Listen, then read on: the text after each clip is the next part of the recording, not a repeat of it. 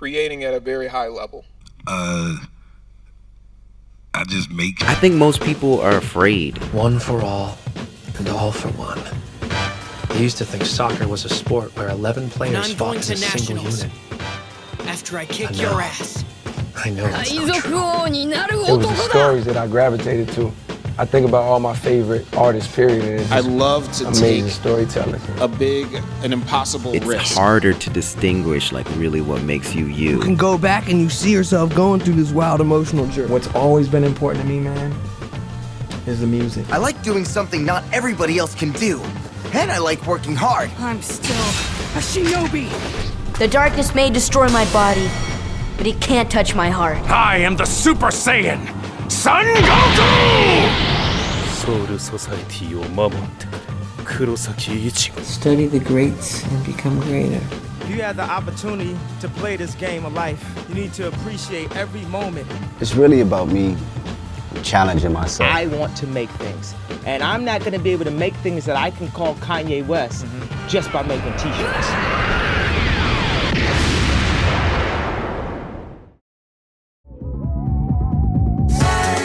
If there was one thing this world has taught me, it would be to express my creativity no matter what anyone has to say. Like most creatives, I can sometimes feel terrified that someone else isn't gonna like what I'm making. And to be honest, I don't really know why. But every so often, I'll have this clear vision or perfect picture of an idea of what I want to create. And I'll ask myself, what is stopping me from making what I want to make? It's obviously not as easy as it sounds, but sometimes getting my ideas out there and having those like-minded individuals like you around is what might not push only me, but all of you to where you need to be as well. It's what pushes us on to create, what sparks our creativity, and it all really aligns with our own passions. It doesn't really matter if it's an anime, a manga, a TV show, a movie, a piece of music, fashion, or even sports. There's always something we can take from the things we love and imbue that with our own identity, we can transform that passion into our own creation. You see, there's always like this fine line between inspiration and homage. It's a fine line that I just love to play around with because I found it to be something that always works when it comes to my craft.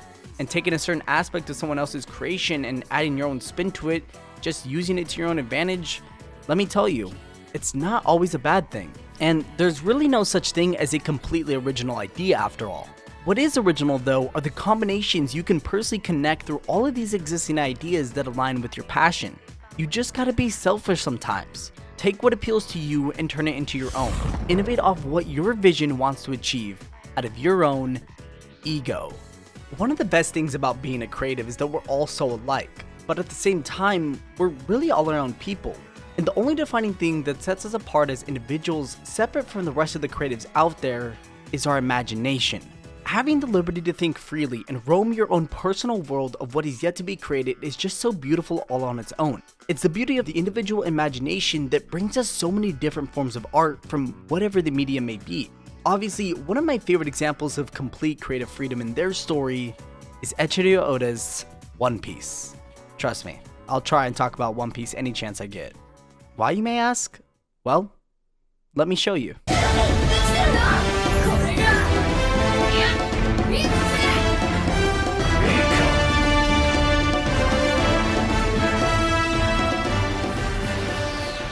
I don't think most of us fans realize that the story at its current stage of serialization in both the anime and the manga is headed down a path where undeniably, Oda's juggling a perfect picture of this idea of complete free will with Luffy, Joy Boy, Nika, and just an overarching lineup of characters that possesses the will of D. However, where there is free will on one side, there is fate on the other. And the fate of this story has been perpetually set up since the earlier stages of the series, and it's what Oda's shown us with his unmatched creativity of being able to consistently keep us fans of the series so engaged regardless of what it is. It doesn't matter if it's a new character, a new island, new powers, new lore dumps, the vision of what he's created seems like it's endless because of just how much he's built in this world already. Whether you hate it or love it, the visual and performing art of One Piece's creative freedom is just on another level, that it easily separates itself from the rest, which places it on a pedestal of artistic integrity that really all these other series can look at and take notes from. But most importantly, realizing and embracing that it's because of Oda's creativity and what he's built within the story thus far that it's like he's trying to tell you, the reader, that hey look, just because my story is one of the best-selling series out there doesn't mean I'm going to change my vision for something a majority of you guys might want to see.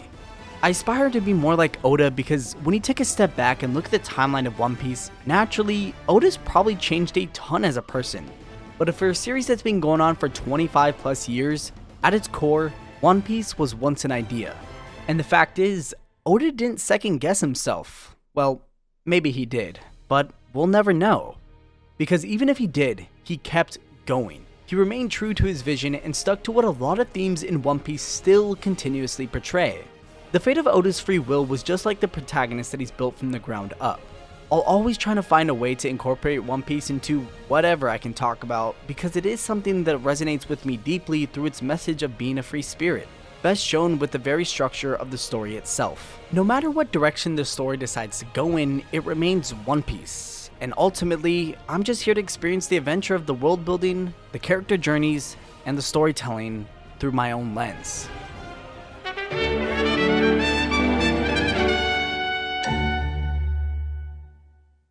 Speaking of which, building is that vehicle that translates your imagination into reality. It takes what your mind has and makes it tangible. And what better way to express that joy of building than with a game that truly takes you out of this world.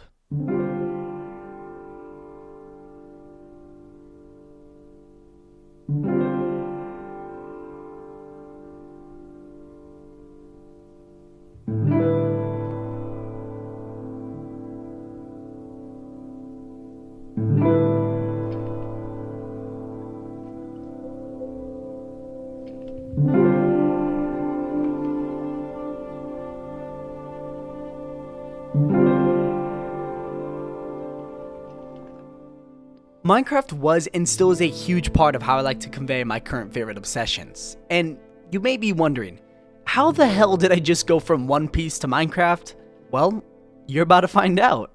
Back in 2010, just a year after the launch of the game, I quickly became obsessed with it. I mean, I have like an unhealthy amount of hours on this game. And to tell you the truth, I never really knew why.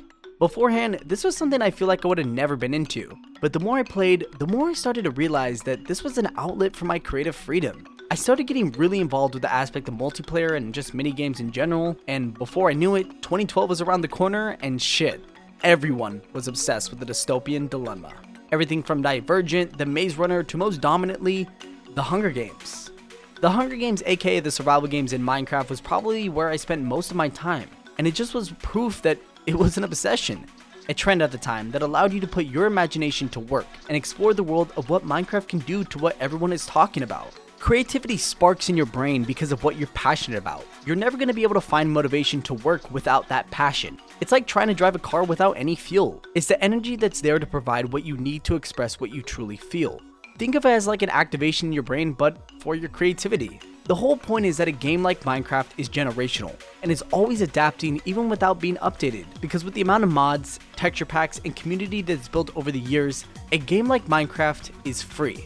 Well, not literally, I'm pretty sure it's still like 20 bucks, but you get the point. It's free in the sense that you're able to decide your own fate for what you have in store. You just gotta open up and those ideas might just start flowing in. You just gotta get to that state of flow for what's really up here, your imagination.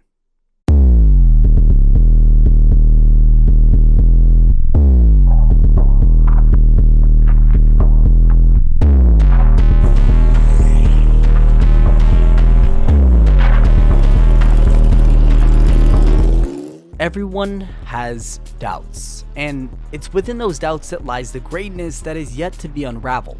Something I'm not really familiar with a whole lot, honestly, is real life sports. I've always just been someone who sticks to the water or the beach, but I've always admired and appreciate the work ethic that comes along with playing sports. The best of the best, or as we like to call them now, the GOATs, aren't really that different from you and I. But what's interesting that sets them apart from who we are and who they are is their determination to succeed in whatever they see fit. We all know who Michael Jordan is. Whether you think he's the GOAT or not, I don't really care, but for someone to be looked at with that title, you would think from an outsider's perspective that their track record throughout the history of their career in the NBA would be the closest thing to flawless. But you'd be wrong. Once again, we're not so much different from someone who many people view as the greatest of all time. The difference between the amateur and the pro is that the pro has failed more times than the amateur has even tried. Jordan missed over 9,000 shots in his career, lost almost over 300 games, and over 26 times had been trusted to take that game-winning shot and missed. The greatest of all time failed over and over again throughout his career. But that's exactly why he succeeded in his path to becoming the best. And you know what? That kind of starts to remind me of someone who I actually am familiar with. Someone who could also be called his Airness, but we all know him as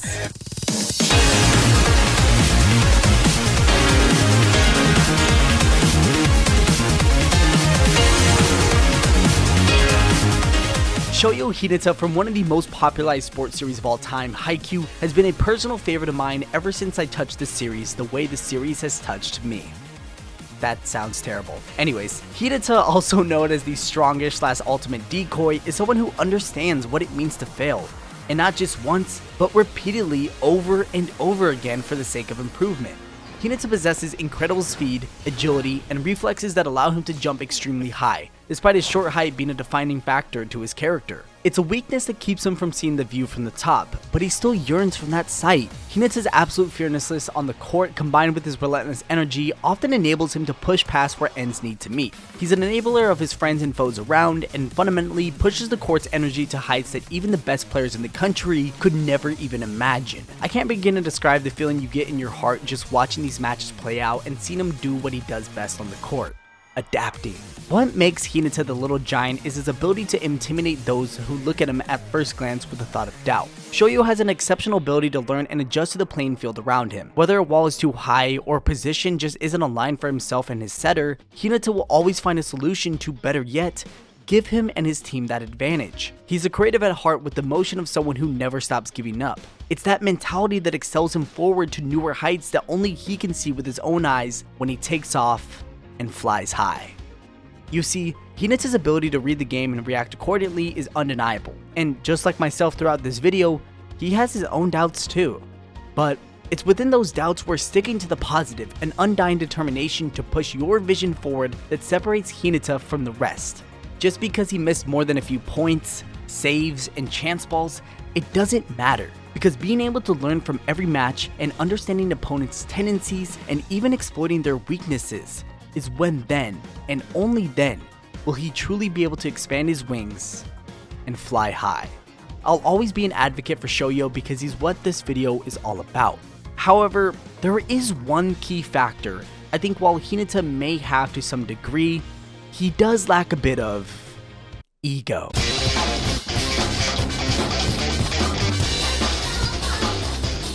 Introducing Isagi Yoichi, coming out of everyone's favorite football/soccer series, BlueLock.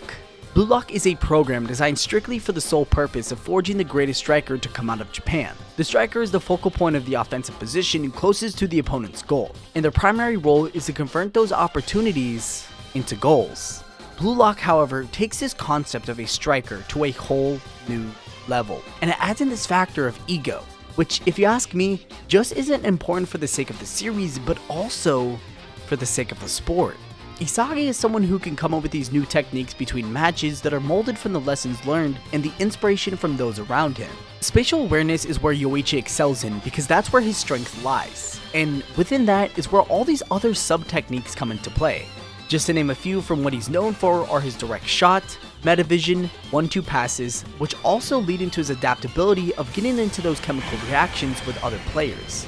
He's consistently evolving at a rate higher than anyone in the BlueLock program. He's the definition of starting from the bottom and now we're here. And here, hopefully one day being on Japan's national team by the end of the series. BlueLock is a series that makes you thrive, and with Isagi's way of understanding the state of flow...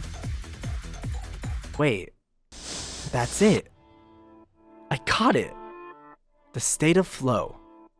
Players work to enter the flow state to maximize their performance in the game. Each player needs clear and specific goals to focus on during that game, providing direction and with nothing but purpose. Purpose is where your dreams come true. Finding what makes you happy, what makes you do what you do, is what inherently gets you to where you need to be to achieve your goals. Without it, you'll lack the creativity to be able to evolve against the players who are in that state.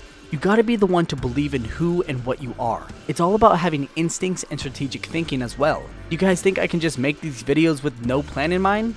It's challenging, but putting in the work is what makes it all come together. And that's the same for anyone with a dream in mind, where athletes, players, and people harness their mental and physical capabilities to the fullest. By understanding and striving to achieve this state, you can elevate your vision for whatever that may be, overcome challenges, and inch closer to becoming the best player, spiker, and/or striker in the world. Even so, the state of flow isn't just from the sole purpose of what you all see in these sports, but also the only other thing where flow actually gives us meaning: music.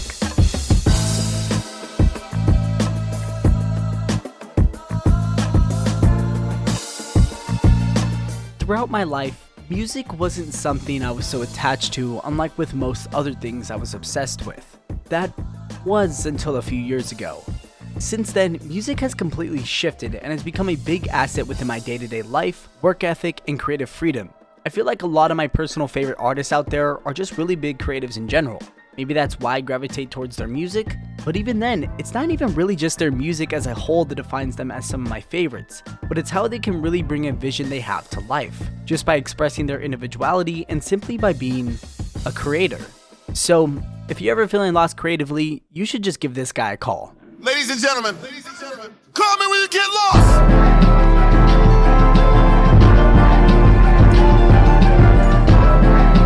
Tyler the Creator is someone who can completely express their creative perception and could care less about anything that really anyone has to say, from what he wants to do and just express in return.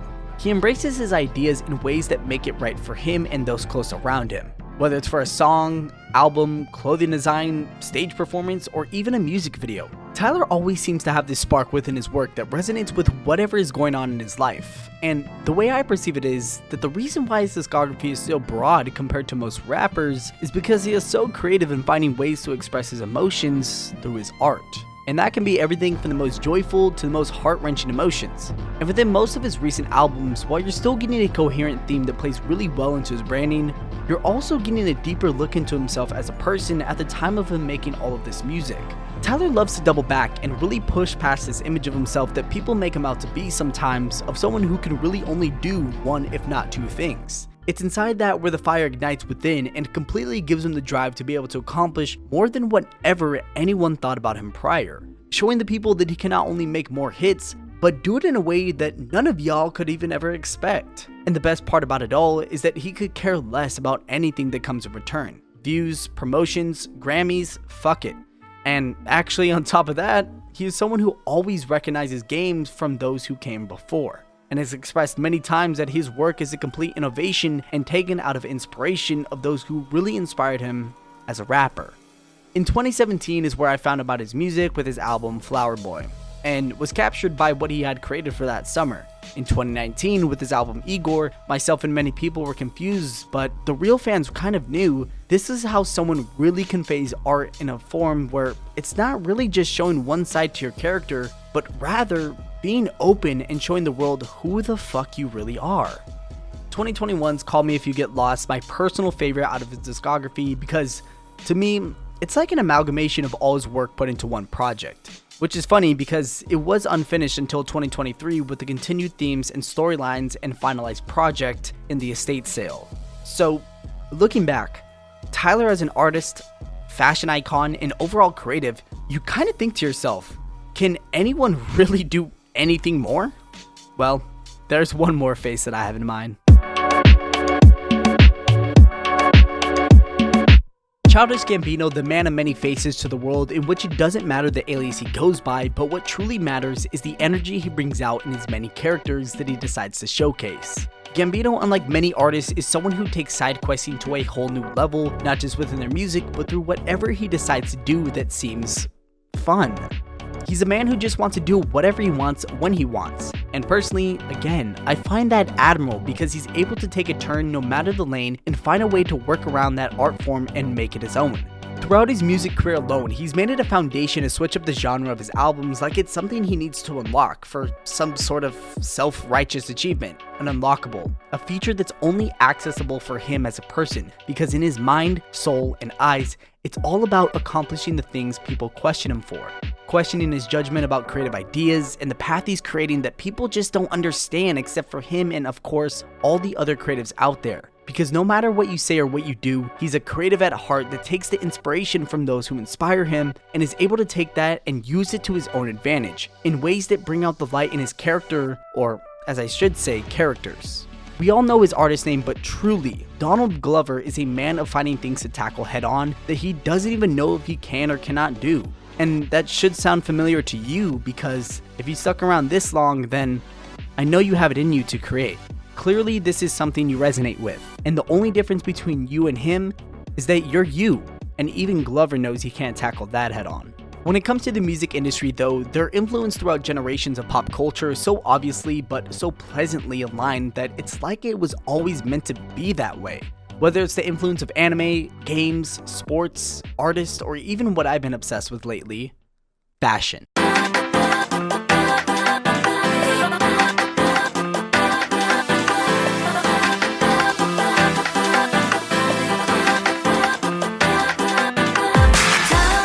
At its finest, fashion is what you decide to do with it, and it's probably something more broad than this entire video concept as a whole, because it doesn't really have a label for what it's supposed to be or limitations for how far you want to take it in regards to what you desire to wear. It's a statement you get to choose to be able to express yourself in other ways people want to either follow or separate themselves from, and that's okay, because at the end of the day, nobody gives a fuck about you. Everyone's too focused on themselves or their stories, and if you want to get wacky and weird with it, take yourself on an adventure and wear what you want to wear.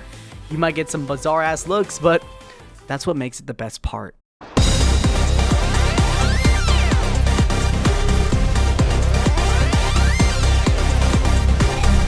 Hirohiko Araki, the creator of JoJo's Bizarre Adventure, is a man with timeless amounts of influence on pop culture, but what I find most fascinating about his work is his obsession with fashion.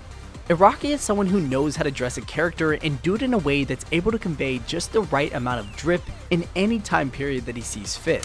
And it's his way of taking inspiration and finding ways to implement that into his series that makes it seem like the restrictions for what he wants to create are pretty much little to none.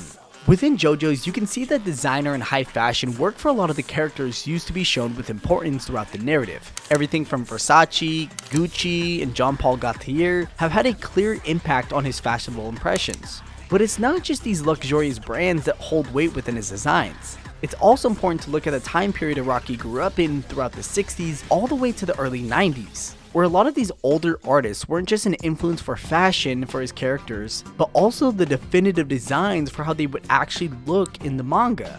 JoJo's is a series that takes you all over the world, and Araki is someone who does his research and does it well with global trends and cross-culture compatibility in his fashionable decisions. Things you wouldn't typically expect from someone who's just making a manga that's really about, well, you know what, it's JoJo's, it's way too hard to explain. At the end of the day, Araki's deep appreciation for an understanding of fashion just significantly enhances the visual and thematic abundance of what JoJo's Bizarre Adventure really stands for. His integration of high fashion into character design not only creates a visually stunning series, but it also adds depth and personality to the characters that we know and love, just making them as iconic as we know it. But not everyone can really always get behind what JoJo's really stands for, and just really all of its creativity in general. And that's cool, I guess. I mean, you are a little lame if you think that, but just for that reason alone, I want to mention another series with a high fashion sense, because if you didn't like JoJo's, you'd probably turn your head side to side and say, Nana.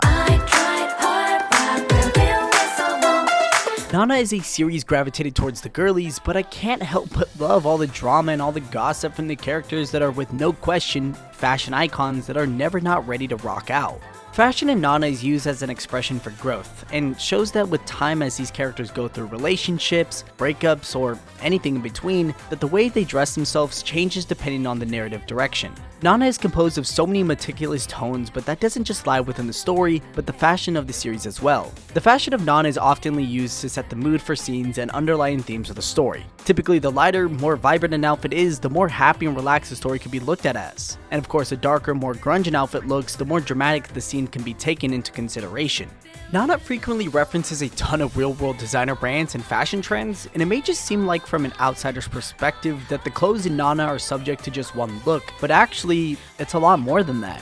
The wardrobe of the series ranges everything from street fashion in Japan like Gyaru and Lolita, to American punk rock, to high-end fashion like Prada, Gucci, Chanel, and even Dior. Ayazawa is someone who, just like myself, likes to express their work in many different art forms. Nana is a series filled with passion, betrayal, creativity, and even love. Sometimes with more than one person, but it just takes one person to decide what's really fit for them.